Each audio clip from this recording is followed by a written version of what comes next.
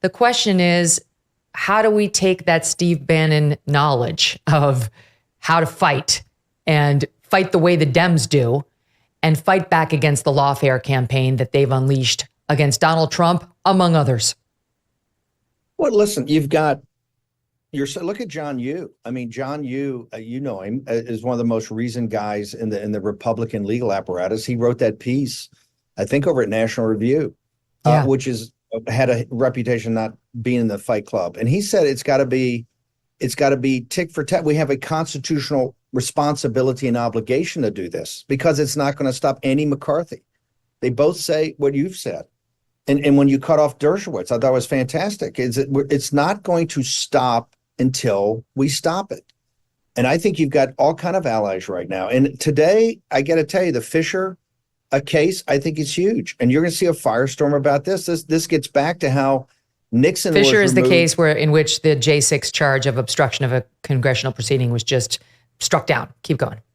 Yeah, Andrew Weissman on Enron, which was really about documents. They work together, they collude together, they jury-rig this thing, and then they have people rotting in federal prisons. Not just coming after Trump, it's coming after the J6, some of these, quite frankly, innocent J6 people that they created this charge, and they worked with the judicial. This is the scandal of it, and this is why the overturning at 6-3 is so important. You're going to see collusion between the Justice Department, people on the Hill, on the J6 committee, the Justice Department, and the federal bench and ex parte meetings. This gets back to how Nixon was really removed from office. Remember, Jeff Shepard, the great guy, the guy was a junior guy in the Nixon White House counsel's office, spent his entire life since then going through about how Sirica and the federal bench with the DOJ kind of, because DOJ was run by Nixon's guys, but the guys down in Planet, the kind of deep state, the administrative state guys, plus on Capitol Hill, took Nixon out. This is exactly what has happened here. And so we have fighters on our side. That's why I keep saying courage is contagious when people like you step out there, when people like John Yoo. And John Yoo and Andy McCarthy are not MAGA, are not Trump people. I think you're in a transition, right? So, but we have to unite. I'm adjacent.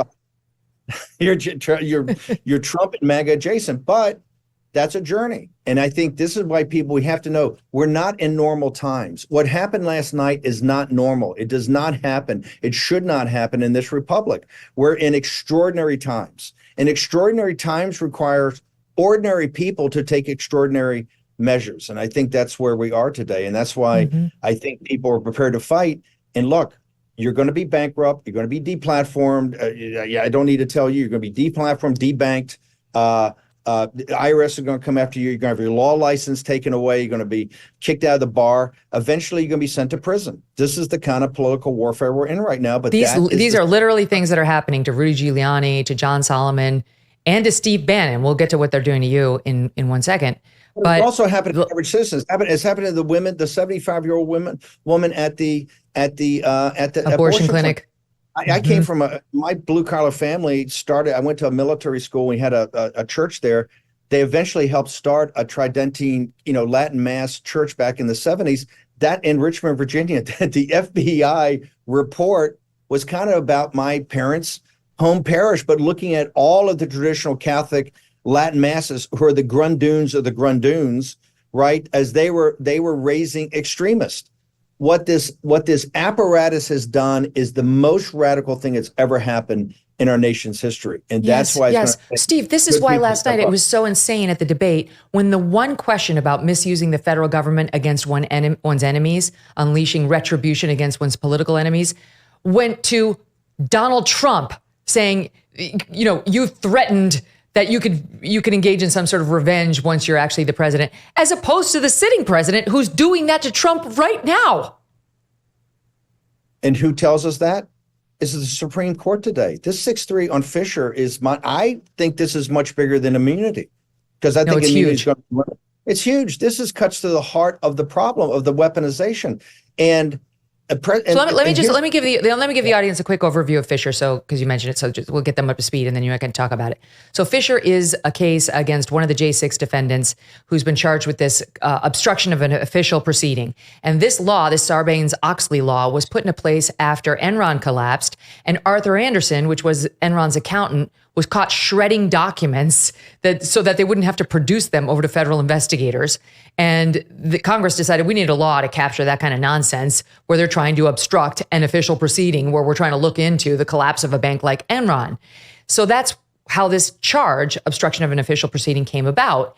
And laws like that are drawn for specific purposes, and they can't be a catch-all to cover all kinds of behaviors that might technically amount to that decision. So the Supreme Court had to look at the language of the statute and say, look, it's got specific examples in there of what would be obstruction of an official proceeding. And then they have a general catch-all at the end of these phrases.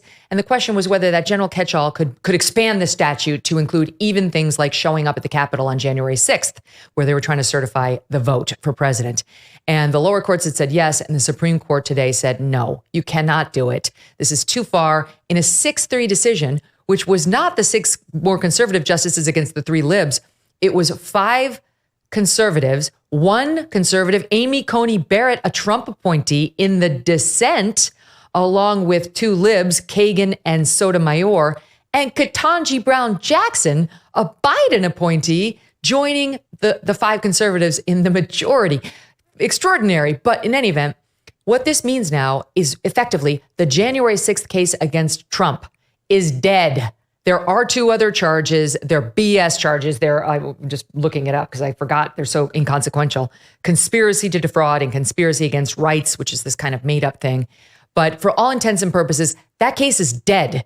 That it got killed in Fischer, even though Trump had nothing to do with it. So now you've got Atlanta with Fani Willis, which is dead. She's going up on appeal on the failure to disqualify her. And I think that appellate court will disqualify her, but the whole thing's shut down for now while they do it. January 6th just died today against Trump. Mar-a-Lago's going terribly because they've got a judge who's actually fair and is putting the government through its paces. And we know what happened in New York where he was convicted but in all likelihood won't actually serve time behind bars, no matter what this judge rules on July 11th.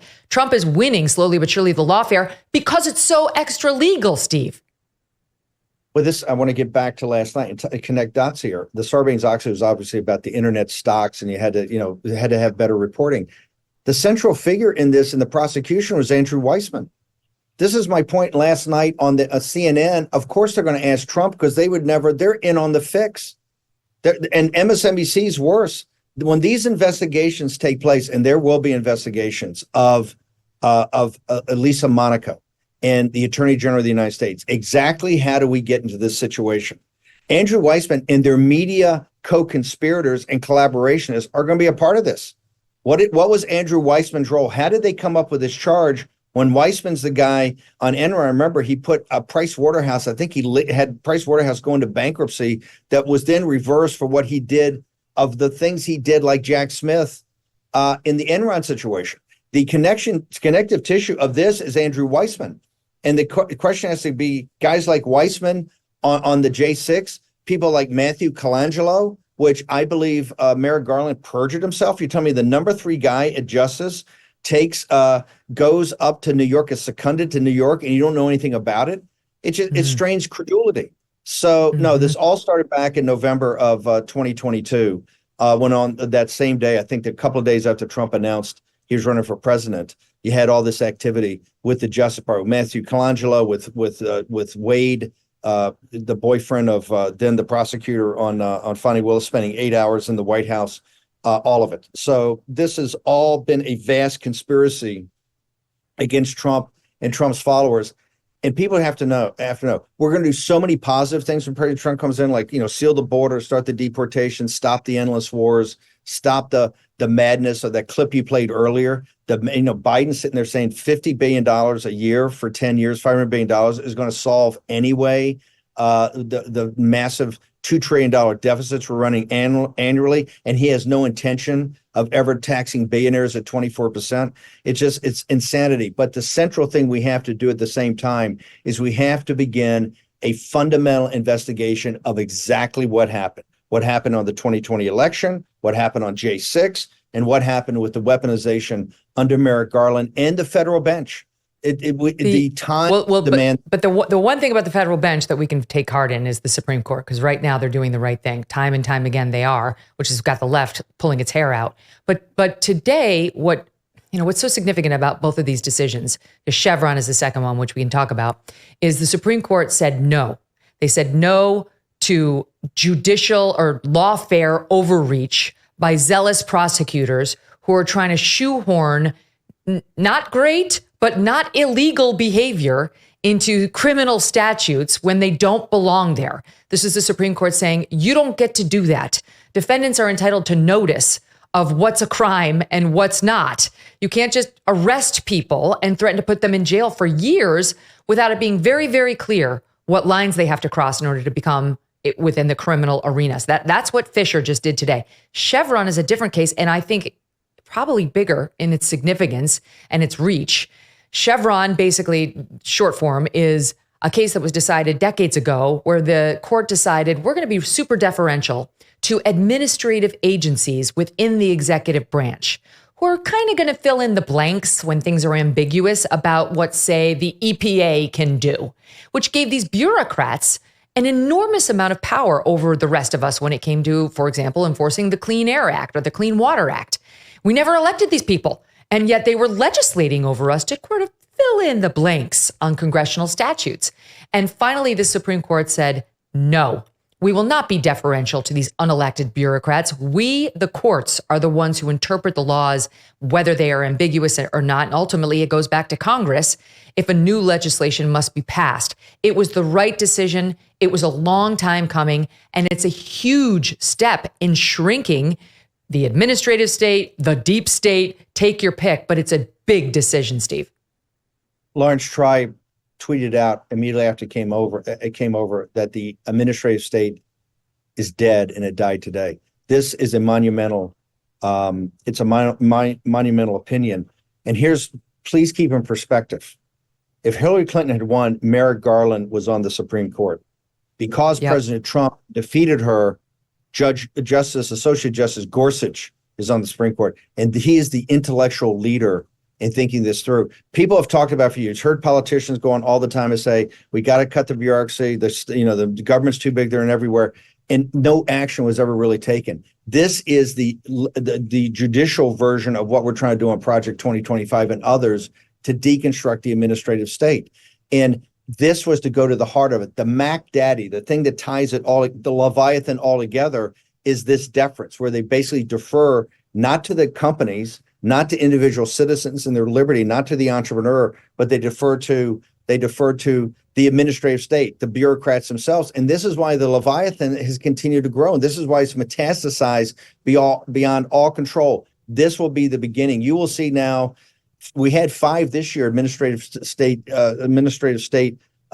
cases. You're going to see 5 or 10 now every year as it's deconstructed. This is monumental. And the irony that it would come on the day after this fiasco we saw of a Praetorian Guard administrative state.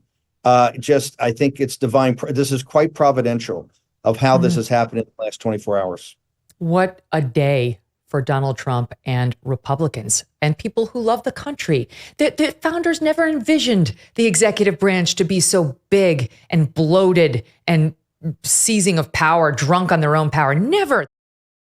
Do you ever think, how can I work this hard and still be in debt? Been there. The piles of overdue bills, the threatening phone calls, the sick feeling in your stomach, never having money to do anything, much less solve your debt problem. It just won't stop. If you are trapped in debt, Done with Debt can be a way out. Now, these guys have developed aggressive new strategies to end your debt permanently. Done with Debt stands between you and your harassing bill collectors. Wouldn't that be nice? They tirelessly negotiate with your creditors to lower or even forgive what you owe. And they do it all without bankruptcy or new loans. One client said, "One phone call saved us a fortune. I wish we did this long ago." Done with Debt has unique strategies to get you out of debt faster and put more money in your pocket every month. But you need to hurry because some debt solutions are time sensitive and you don't want to miss out. Visit donewithdebt.com. Talk with one of their debt relief strategists for free. You have nothing to lose except your debt. Go to donewithdebt.com. That's donewithdebt.com. Thanks so much for watching. If you like what you just saw, hit the subscribe button for more clips and full episodes.